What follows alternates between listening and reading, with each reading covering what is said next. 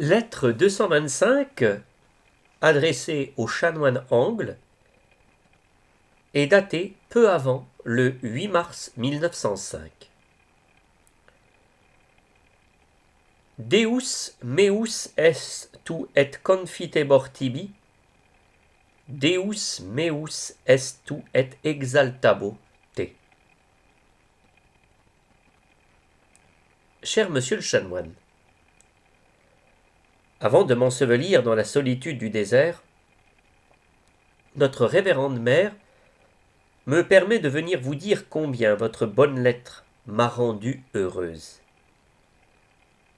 Je savais par maman que vous aviez mal au bras, et votre chère missive me fait espérer que ce rhumatisme a disparu.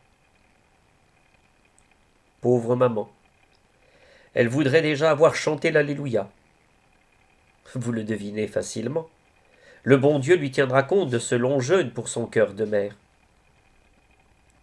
Oui, monsieur le chanoine, bon carême, comme vous me le dites, il y a beaucoup à expier, beaucoup à demander, et je crois que pour suffire à tant de besoins, il faut devenir une prière continuelle et aimer beaucoup.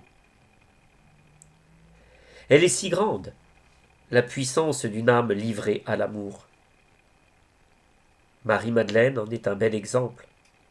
Un mot lui suffit pour obtenir la résurrection de Lazare. Nous avons bien besoin que le bon Dieu opère des résurrections dans notre chère France. J'aime la mettre sous l'effusion du sang divin.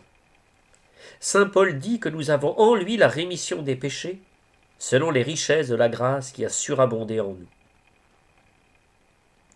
Cette pensée me fait tant de bien. Oh, que c'est bon, aux heures où l'on se sent que sa misère, d'aller se faire sauver par lui.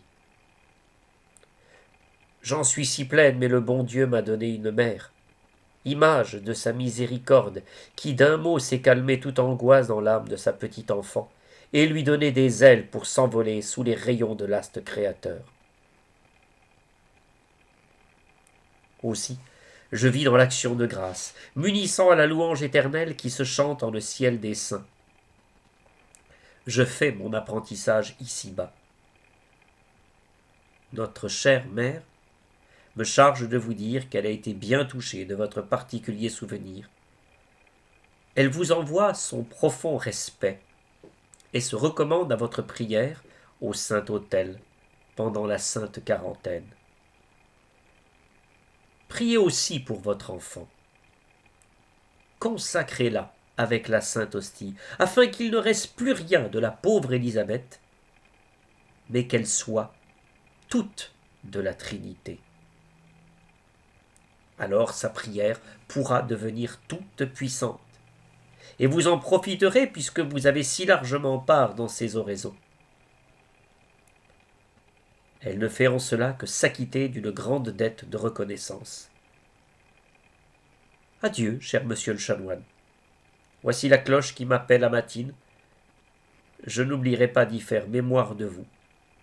Ce sera la première. Sœur Élisabeth de la Trinité.